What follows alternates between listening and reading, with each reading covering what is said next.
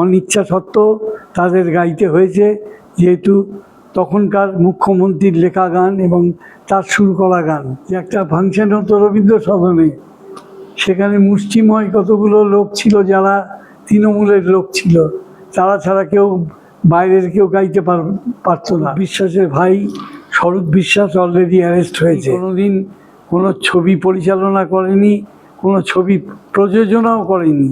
তিনি সিনেমা লাইনের কি বুঝতেন যে সিনেমা লাইনের আধিপত্যটা তার হাতে? আজকে পুলিশ খুঁজে পাচ্ছে না, তিনি কোথায় গেছেন কেউ জানে না।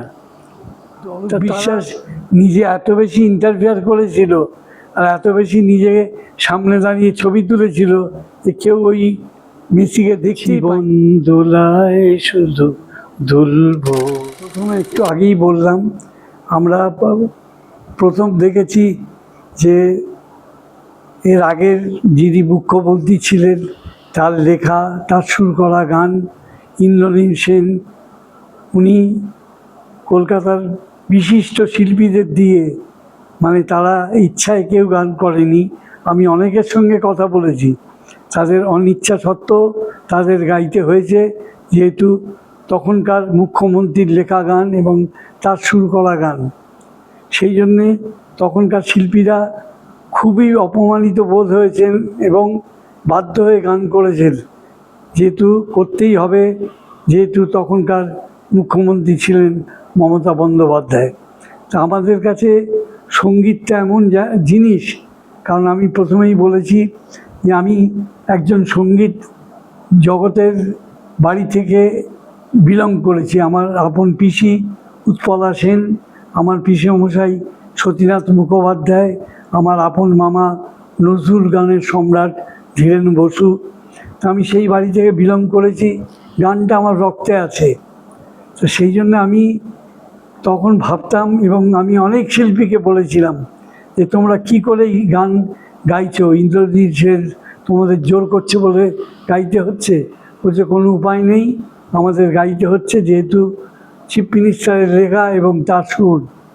এবং তারা যে গাইবার ইচ্ছে থাকতো না, তা সত্ত্বেও গাইতে হতো, সেটা তারা তাদের কথায় বুঝিয়ে দিয়েছে। এবং সেগুলো আমি অনেক ইন্টারভিউতে এবারে বলেছি।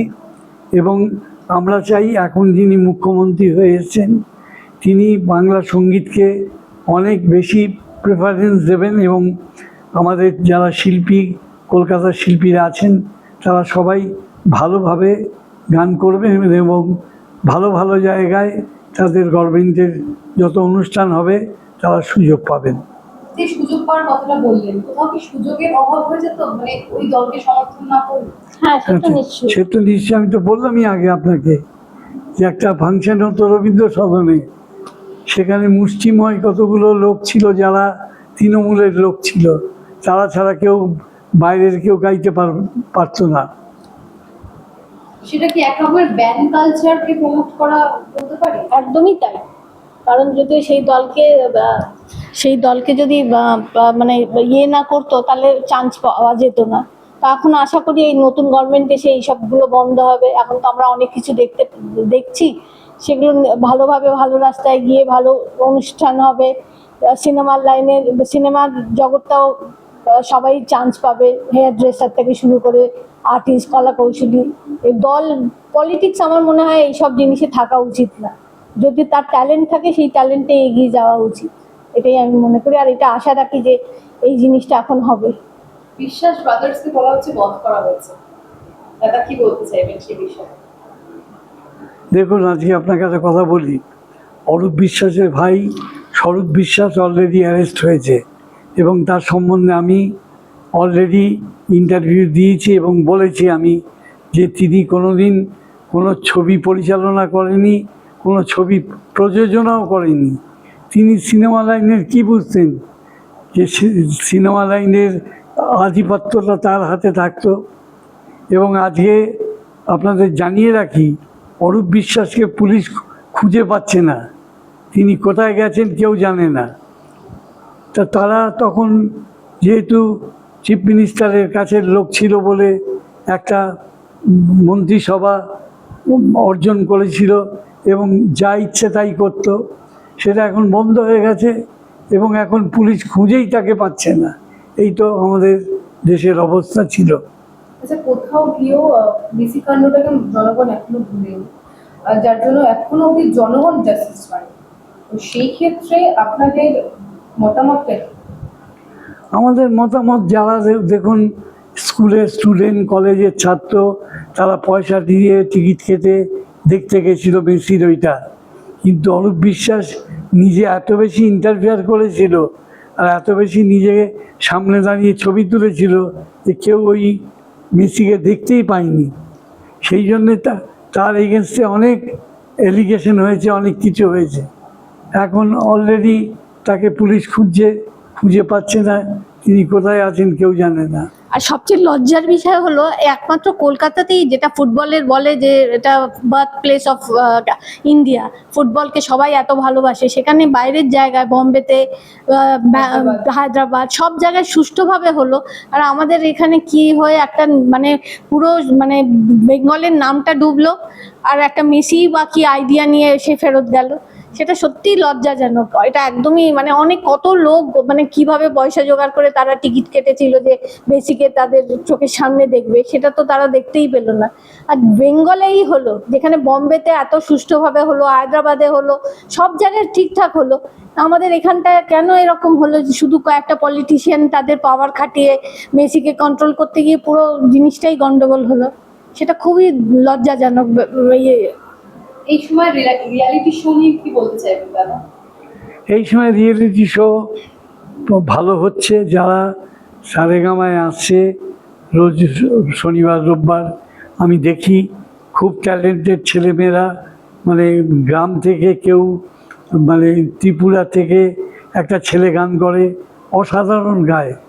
এবং তিনি পরশুদিনও মানবেন্দ্র মুখোপাধ্যায়ের একটা গান গেয়েছেন, এত ভালো গেয়েছেন যে বলার না। এরকম নতুন ট্যালেন্ট আমাদের এখানে আসবে এবং ভালোভাবে তারা গান করবে। এবং আমার কাছে যারা চান্সের জন্য আসে, আমি সবাই নতুন যারা ভালো গায় তাদের সবাইকে আমি চান্স দিয়ে বড় করি এবং আমি চেষ্টা করি আমার যতটা ক্ষমতা ততটা ব্যবহার করার। দাদা, কোথাও বলা হয় রিয়ালিটি শোতে নাকি টাকা দিয়েও মানে নেওয়া হয়, তো সেটা কি আপনি না না না না, এটা বাজে কথা। আরে এবং যদি আমরা দেখতে পাই আমাদের শিক্ষালয়, আমরা যেটা কলেজ বা স্কুল, কলেজের থেকেও বেডরুমের হদিশ পাওয়া গেছে। এবং যদি বলি সূর্যের সঙ্গে যেখানে এত বড় দুর্গাপুজো হয়, মায়ের সমান মা দুর্গাকে আমরা ভগবান মানি, সেখানেও নাকি মেয়েদের সাথে অশ্লীলতা এবং শ্লীলতাহানির অভিযোগও এসেছে সর্ববিশেষের ওপর। সেটা নিয়ে কি বলবো? দেখুন, আমি প্রথম আপনাকে বলি, সুরেন্দ্রনাথ কলেজের ফাংশন আমি প্রতি বছর করতাম। শ্রেয়া ঘোষালকে গান করিয়েছি, অরিজিৎ সিংকে গান করিয়েছি, আরও অনেক বড় বড় শিল্পীদের আমি গান করিয়েছি। ওখানে যিনি কন্ট্রোল করতেন এই কলেজটা, তার নাম ছিল কানকাটা দেবু। সেই নামই উনি বিরাট পরিচিত ছিলেন এবং উনি, আমি যতদূর জানতাম, উনি নয়না এবং সুদীপ বন্দ্যোপাধ্যায়ের খুব কাছের মানুষ ছিলেন। সেই জন্য ওই কলেজে যখনই ফাংশন করতাম, ওর একটা অ্যাসিস্ট্যান্ট ছিল পরিতোষ বলে, সে আমাকে আগেই ডেকে বলে দিত, দাদা 50,000 টাকা রাখবেন আমাদের স্যারের জন্যে। স্যার মানে যিনি ওই কলেজটা পুরো কন্ট্রোল করত, এবং তিনি পাশেরই কোনো কাউন্সিলর বলে আমি জানতাম, পরে জেনেছি আর কি। সেই জন্য সেই ব্যাপারগুলো এখন আর হবে না। এখন স্বচ্ছভাবে অনুষ্ঠান হবে এবং আমার মনে হয় যেসব কলেজে এইসব হতো সেগুলো এখন বন্ধ হয়ে যাবে। আচ্ছা, সূত্র খবরে জানা যাচ্ছে যে সর্বভারতীয় সহ সভাপতি কে সোনিয়া গান্ধী মমতা বন্দ্যোপাধ্যায়কে প্রস্তাব দিয়েছে কংগ্রেসের সর্বভারতীয় সহ সভাপতি ক্ষেত্রে, এবং মমতা বন্দ্যোপাধ্যায় জানিয়েছে তিনি তা নিয়ে জানাবেন। তো কোথাও গিয়ে মনে হচ্ছে যে তৃণমূল কংগ্রেসের আর কোনো চিহ্নটুকুনি থাকবে না এবং মমতা বন্দ্যোপাধ্যায় কংগ্রেসে গিয়ে জয়েন করবেন। দেখুন, একটা কথা বলি, তৃণমূল কংগ্রেস বলে পার্টিটা উঠে গেছে অলরেডি, আর কদিনের মধ্যে নিশ্চিহ্ন হয়ে যাবে। সুতরাং সেটা নিয়ে বলার আর কিছু নেই, কারণ মমতা ব্যানার্জি তার ভাইপোকে বড় করতে গিয়ে মানে তৃণমূল কংগ্রেসটাকেই ডুবিয়ে দিলেন। এবং আমার মনে হয় এখন উনি দৌড়ে দৌড়ে দৌড়ে দৌড়ে ঘুরবেন যে ওনার অস্তিত্বটা কী করে বাঁচিয়ে রাখা যায়। আমার মনে হয় আর উনি ফিরে আসতে পারবেন বলে আমার মনে হয় না। আচ্ছা, আরেকটা বিষয় শেষ করবো। এই মুহূর্তে যারা নতুন গান গাইছেন এবং যারা স্টেজ শো এর দিকে এগোচ্ছেন, কোথাও কি মনে হয় যে খুব তাড়াতাড়ি তারা সেই চূড়ায় পৌঁছানোর তাড়ায় রয়েছে, এবং তার জন্য ইউটিউব বলুন বা যে কোনো মিডিয়াম, যে কোনো মাধ্যম দিয়ে একটা পরিচিতি পাওয়ার একটা চেষ্টা? দেখুন, আপনাকে প্রথমেই আমি একটা কথা বলি, আগে যেরকম বহু শিল্পী মানে ছোট থেকে বড় হয়েছে, তখন সঙ্গীত পরিচালক ছিল সুধীন দাশগুপ্ত, সঙ্গীত পরিচালক ছিল নচিকেতা ঘোষ। তো তাদের মতো সঙ্গীত পরিচালক এখন নেই, যার জন্যে যারা খুব ভালো গায় তাদের কোনো অস্তিত্ব হচ্ছে না। এবং বাংলা ছবি এখন যা হয় তাতে গানের প্রাধান্য খুব একটা নেই। যদিও আমার পারিবারিক বন্ধু এবং আমার ছোট ভাইয়ের মতো জিৎ গাঙ্গুলি ও বাংলা ছবি জগতে এসে গান কিছু হিট দিয়ে বাংলা ছবিকে অনেক উন্নত করেছিল।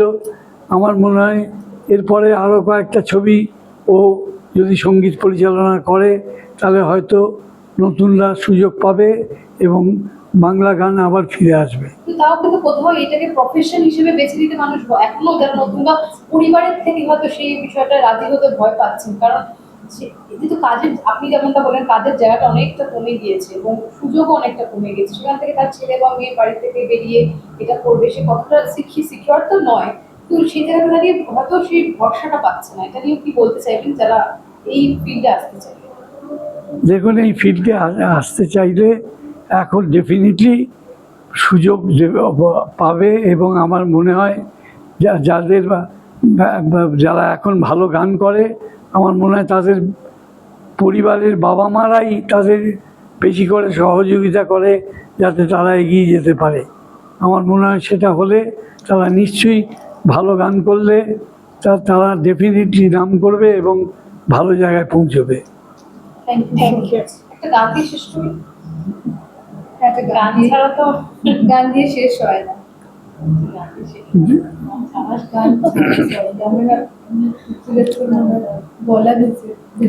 আমি গান অনেকদিন ছেড়ে দিয়েছি, তবু আপনারা বলছেন বলে আমি 2 লাইন গাইছি।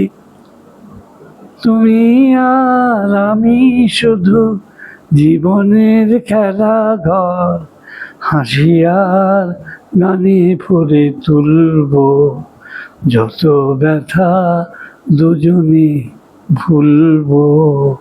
সে যে ভুল সে তো আমি বুঝিনি, সেদিন ফুলের পাশে কাঁটা খুঁজিনি, ভেবেছিনু মধুরাতে জীবন দোলায় শুধু দুলবো, যত ব্যথা দুজনে ভুলবো।